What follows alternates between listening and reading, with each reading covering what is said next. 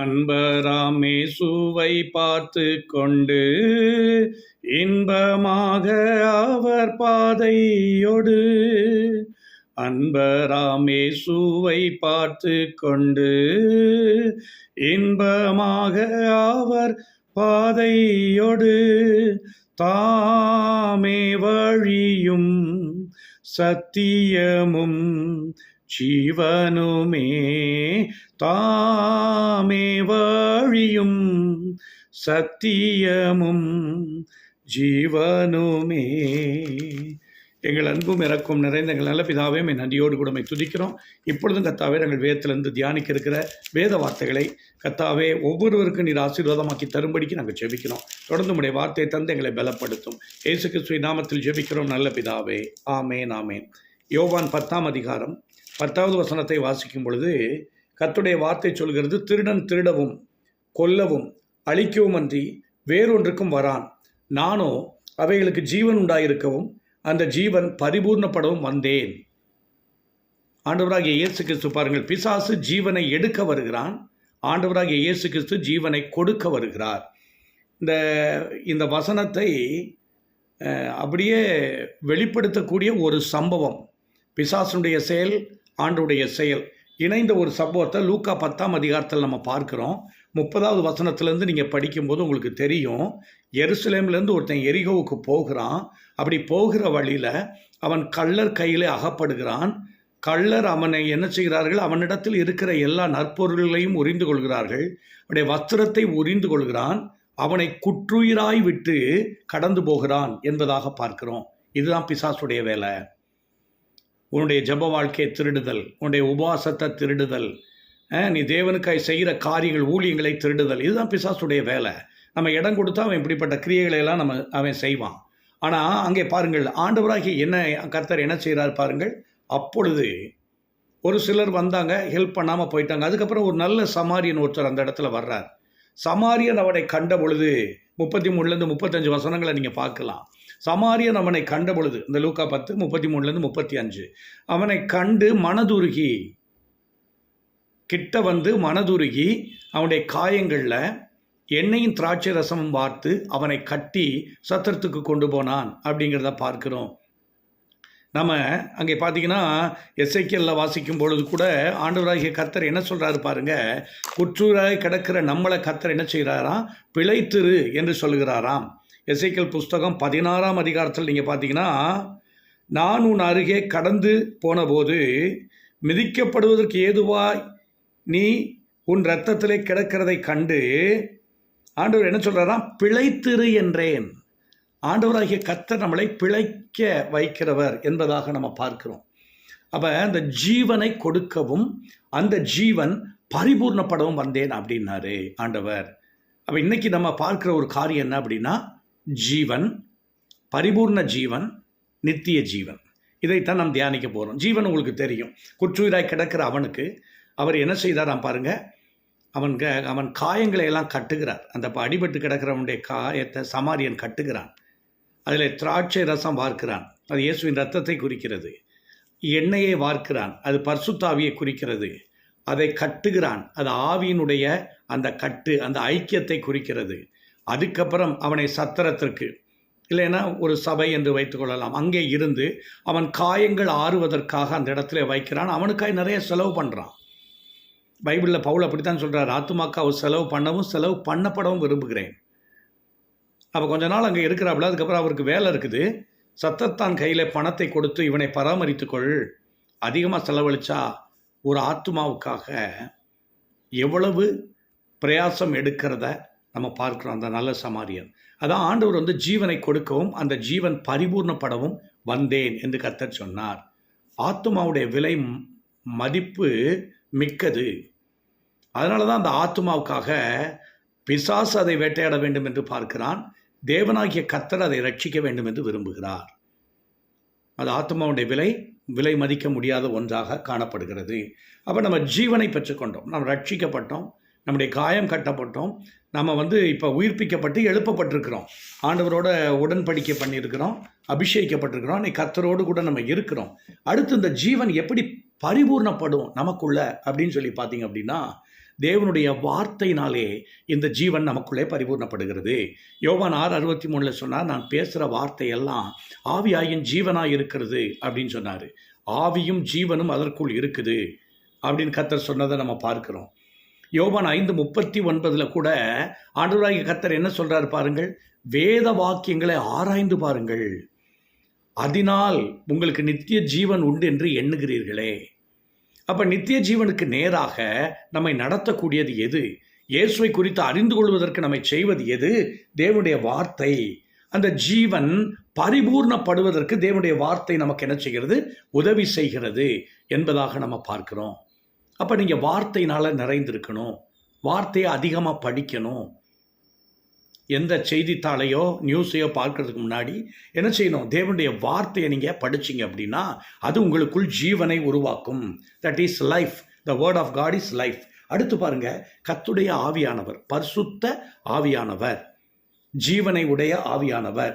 அங்கே பார்க்கும் இந்த ஆவியானவர் நமக்குள்ளே வரும் பொழுது நமக்கு தெரியும், ரோமர் 8:6 நம்ம பார்க்கிறோம், ஆவியின் சிந்தை அது ஜீவன், மாம்ச சிந்தை மரணம் அப்படின்னு சொல்லி பார்க்கிறோம்.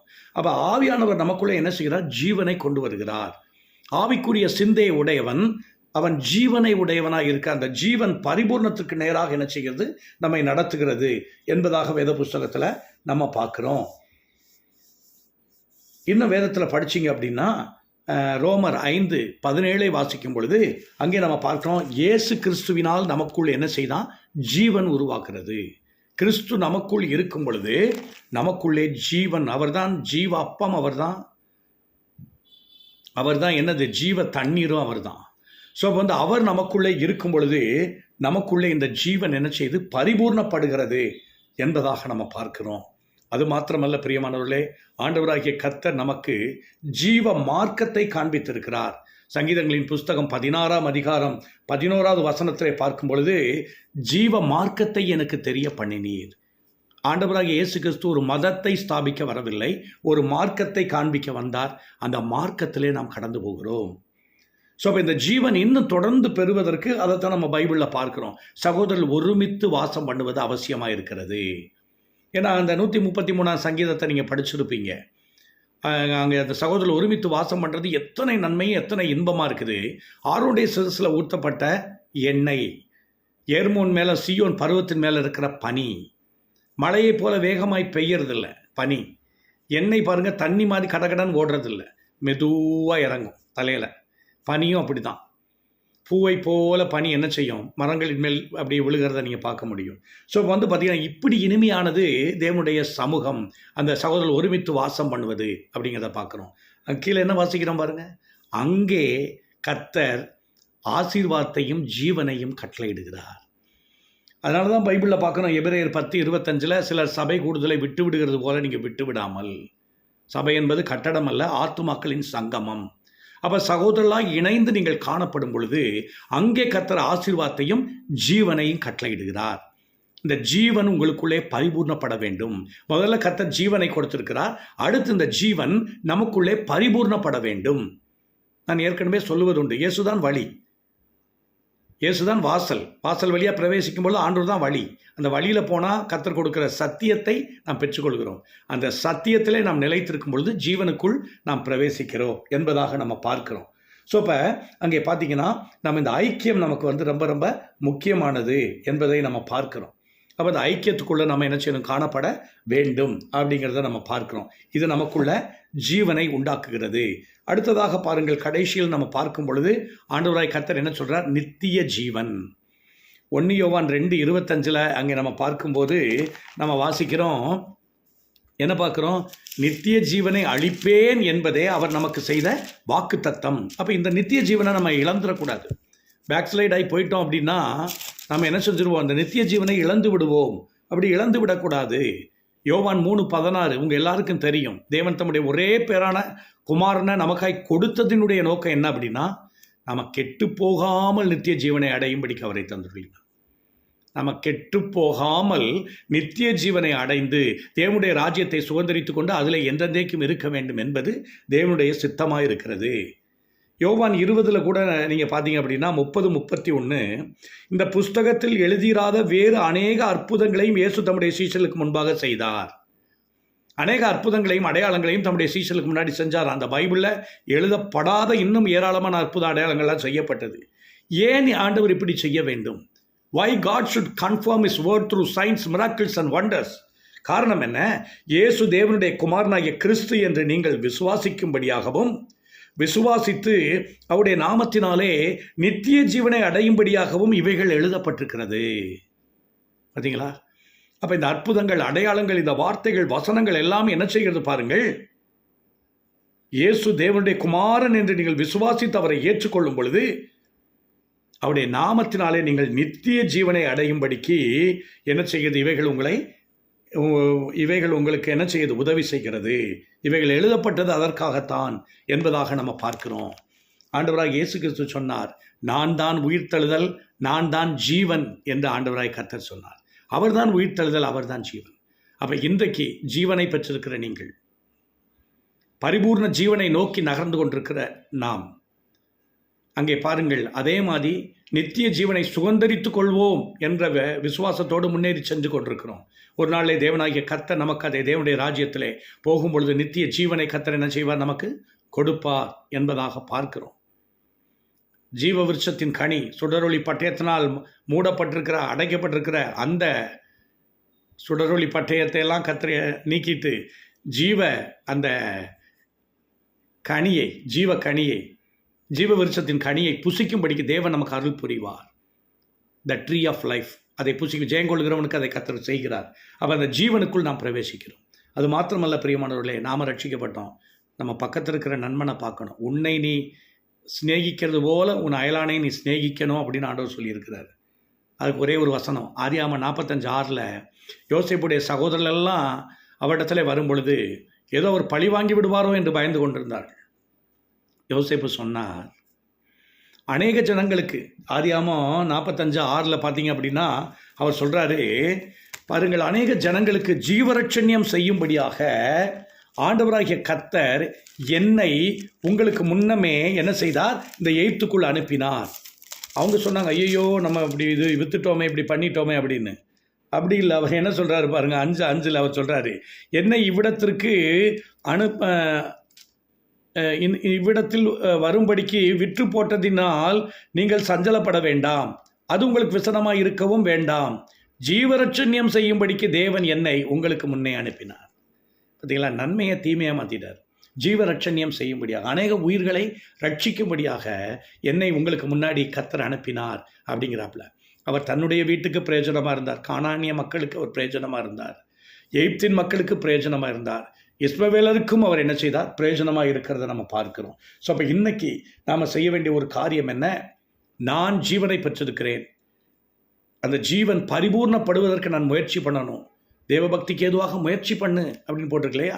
அப்போ அந்த என்ன செய்யணும்? அந்த ஜீவன் பரிபூர்ணப்படணும். இறுதியிலே நாம் நித்திய ஜீவனை சுதந்திரித்துக் கொள்வோம். ஒருவரும் கர்த்தரை இழந்து விடாதபடிக்கு. ஒருவேளை கர்த்தரை விட்டு நீங்கள் தூரமாக போயிருக்கலாம், பாவத்தில் வாழ்ந்து கொண்டிருக்கலாம், ஆண்டவருக்கு உங்களுக்கு ஐக்கியம் இல்லாமல் இருந்திருக்கலாம். ஒரு காலத்தில் இங்கே ரட்சிக்கப்பட்டிருக்கீங்க, ஞானஸ்நானம் பண்ணப்பட்டிருக்கீங்க, அபிஷேகிக்கப்பட்டிருக்கீங்க. இப்போ உங்களுக்கும் கர்த்தருக்கும் சம்பந்தம் இல்லாதது போல் வாழ்ந்து கொண்டிருந்தால் மறுபடியும் கர்த்தரிடத்திலே திரும்புங்கள். இல்லை என்றால் நியாய தீர்ப்பின் நாளிலே நீங்கள் அவருக்கு முன்பாக நிற்க வேண்டியது வரும். அதற்கு முன்பாக ரிட்டர்ன் டு ஜீசஸ், மறுபடியும் ஆண்டவரிடத்திலே வாங்கள் என்று உங்களை கர்த்தர் அழைக்கிறார். அவரிடத்திலே வாருங்கள், அவர் உங்களை ஆசீர்வதித்து இழந்து போன எல்லா காரியத்தையும் மறுபடியும் திருப்ப கொடுப்பார். அவரை நோக்கி ஜெபம் பண்ணுவோமா? எங்கள் அன்பும் இரக்கம் நிறைந்த எங்கள் நல்ல பிதாவே, இந்த மாலை வேளைக்கு நன்றியோடு கூட துதிக்கிறோம். என் வார்த்தைகளை கேட்டுக்கொண்டிருந்த ஒவ்வொருவரையும் கர்த்தர் நீர் தொடுவீராக. நம்முடைய பிள்ளைகளுக்குள்ளே நம்முடைய ஜீவன் கடந்து வரட்டும், அந்த ஜீவன் பரிபூர்ணப்படட்டும். இறுதியிலே நாங்கள் நித்திய ஜீவனை சுதந்திரித்து கொண்டு உம்மோடு என்றென்றைக்கும் வாழ கர்த்தர் அருள் புரியும்படிக்கு நாங்கள் ஜெபிக்கிறோம் ஐயா. கர்த்தரை விட்டு தூரமாய் போயிருந்த யாராக இருந்தாலும் அவள் மறுபடியும் ஆண்டவரிடத்தில் கடந்து வரத்தக்கதான கிருபைகளை கர்த்தர் கொடுக்கும்படிக்கு ஜெபிக்கிறோம். உம்முடைய கரத்தில் அர்ப்பணிக்கிறோம். கர்த்தர் பொறுப்படுங்க. அத்தனை பேரையும் உம்முடைய கிருபை நிழலே உம்முடைய வல்லமைக்குள் மூடி கர்த்தர் காத்துக்கொள்ளுங்க. கனம் துதி வல்லமைகளை உமக்கு செலுத்துகிறோம். இயேசு கிறிஸ்துவின் நாமத்தில் ஜெபிக்கிறோம் நல்ல பிதாவே. ஆமேன், ஆமேன். மெய்யாகவே ஆண்டவராகிய கர்த்தர் இந்த வார்த்தைகளை கொண்டு உங்களோடு பேசினார். ஆண்டவர் உங்களை தொடர்ந்து பலப்படுத்தி சோர்ந்து போகாமல் உங்களை நடத்துவாராக. God bless you all.